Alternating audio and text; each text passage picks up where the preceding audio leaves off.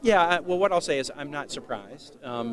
You know, the views expressed in that paper are views that I have long felt were Bob McDonnell's very sincere and long-held views.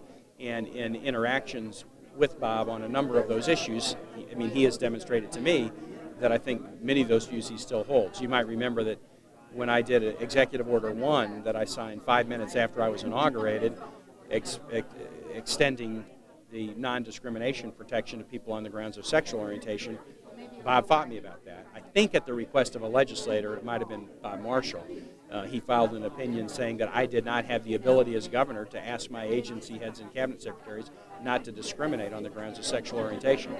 That told me, and that's a fairly basic executive order, that we have a very different philosophy. And I've seen that continued on issues like smoking ban, support for unemployed workers, etc. I think Bob has very sincere and long-held beliefs, and I would never challenge someone's personal beliefs. I think they are not the right governing philosophy for the Commonwealth, however. So I wasn't at all surprised to read about the thesis, and it seems that, you know, to me it looked like kind of a blueprint of here's what I would hope to do as an elected official, and I think he's been working very diligently to do those things. Can I just ask one follow-up to that? Yeah. Which is, when you look at the state and when you look at the nation, is that sort of where you see things politically? I mean, there are a lot of people that are like Bob. I mean, is that sort of where you, as the DNC chair, as the governor, that you might see the difference?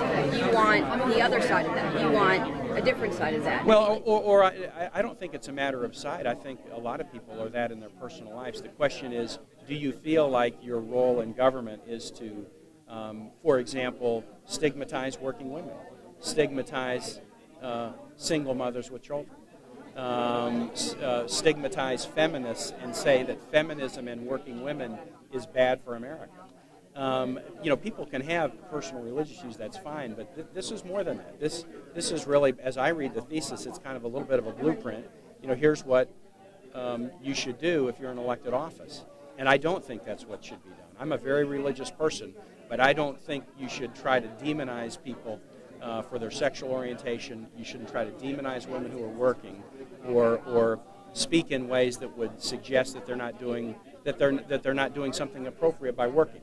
Making it harder for women to earn equal pay for equal work. That's not a good thing, in my view. And I think in the overwhelming majority of Americans believe in equal pay for equal work. Making it harder for women to find child support, child care.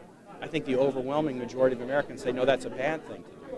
So again, from a personal standpoint of wanting your wife to be at home, or you know, that's a personal view that's fine.